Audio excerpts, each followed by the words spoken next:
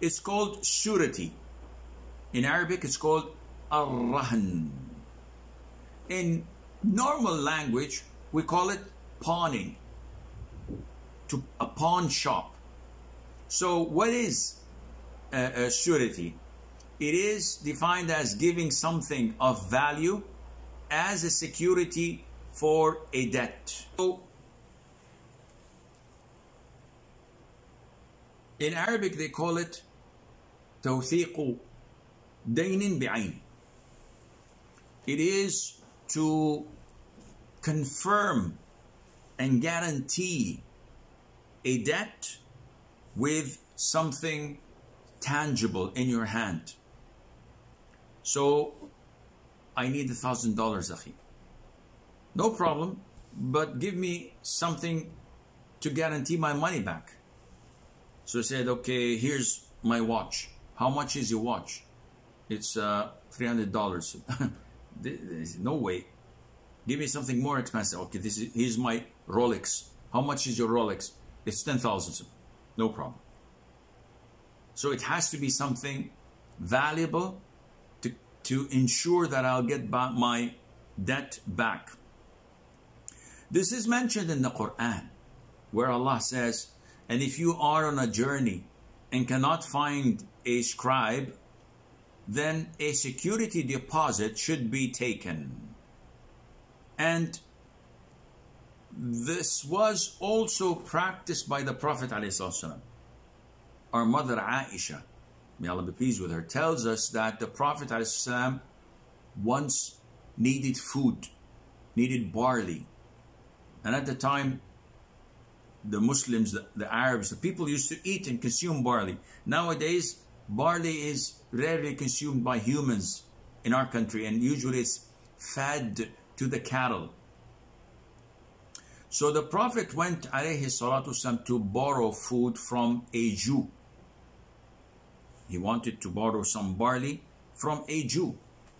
And he gave the Jew his iron shield as a pawn,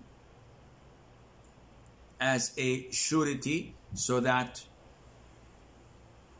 the Jew can guarantee that he will get his money back, and if not, he can sell that guarantee and take his debt and give the money back to the borrower.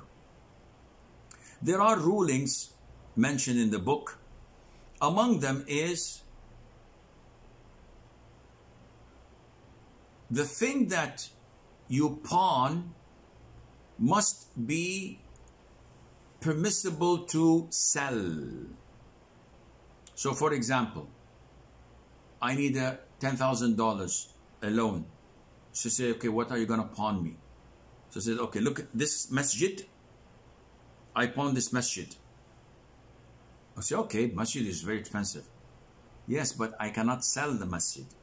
I cannot inherit the masjid. I cannot give the masjid. So you cannot sell it, then what use of it to you? Say, okay, I have a dog, a German Shepherd. That's a good dog. It's been with me for 3 years. I'll keep it as pawn until I bring you back the money. Not permissible. Why? It's a good dog. Because I can't sell the dog to regain my initial money that I had lent to you. Dogs are not allowed to be sold.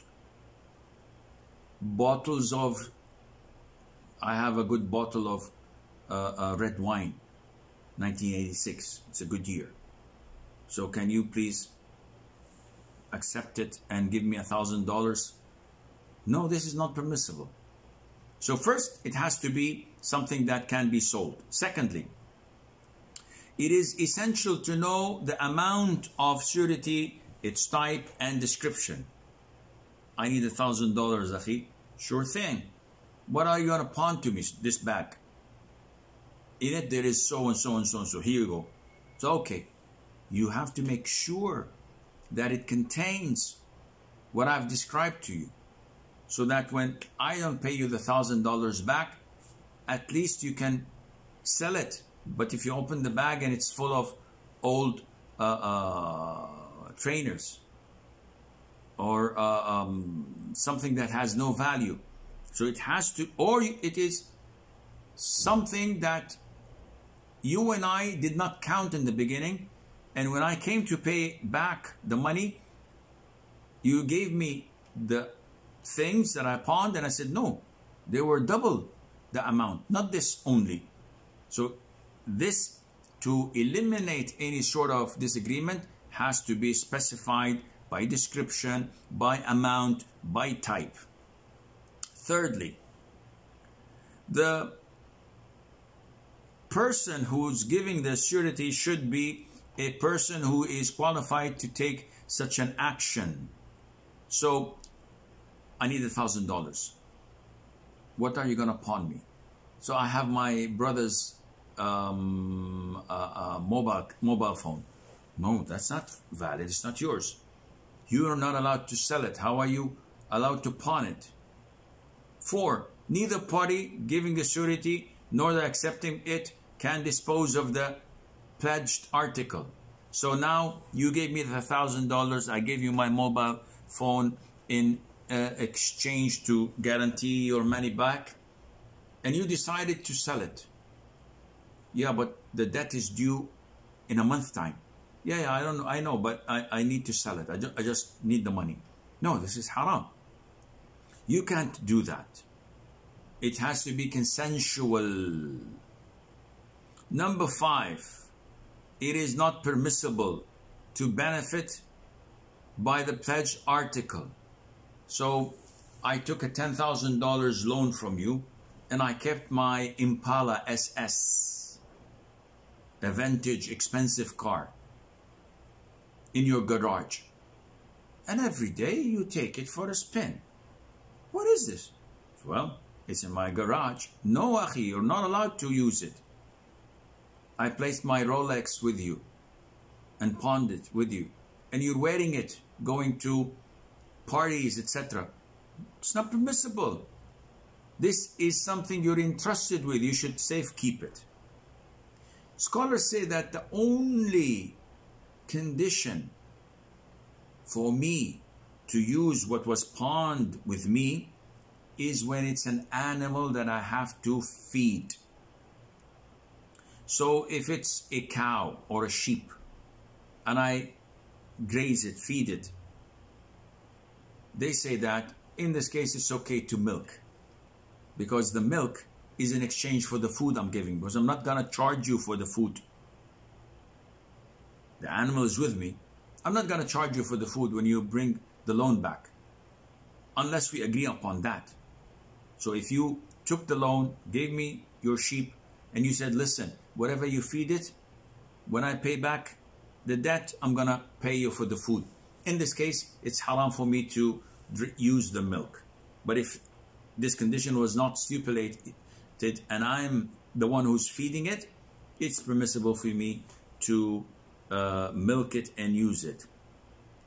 Number 6, this pawned item is not a loan. When you took $1,000 from me and gave me your watch is not a loan. It is pawned. It's a safe place for me to guarantee that I'm getting my money back. So if my house were to burn to the ground due to force majeure, not my doing, when you come back with the $1,000, you have no right to demand that I pay you for your watch. I was doing you a favor, man. It wasn't my mistake. This is a deposited thing, not a loan. And this is a big difference. If I borrow $1,000 from you, and I took the $1,000 and put it in my wallet, and somebody steals the wallet, I have no right to come into you and say, Wallah, may Allah make it easy for you, Akhi, but the loan has been stolen, so may Allah reward you for it. No, I have to pay you back the $1,000. But if you, before leaving town, you brought your car and said, can I park it in your garage for safekeeping? I said, be my guest, you're my neighbor. So you park it and you travel. And lightning strikes and the car is burned to the ground. Or a thief breaks into my house, passes all security measures, and steals your car. When you come back, I'm not obliged to give you a penny, because I was doing you a favor. I was trying to help you by keeping your car in my garage. I didn't do anything wrong. So if the item that is pawned with me was damaged or stolen or broken without any transgression from my side or negligence, two things, transgression and negligence. What does that mean? If you keep your car in my garage and I take it for a spin every afternoon, this is called transgression, because I'm not allowed to use it. Negligence is when I keep it outside my house with the windows rolled down and the key in the ignition, and I go to bed to sleep. Following morning, the car is not there. This is called negligence. In these two cases, transgression or negligence, I'm obliged to pay for a similar thing. I have to substitute you with a similar cost or maker or kind of it, because it's my fault. It's a deposit, but the final point is important. What happens if I don't pay off my debt to you?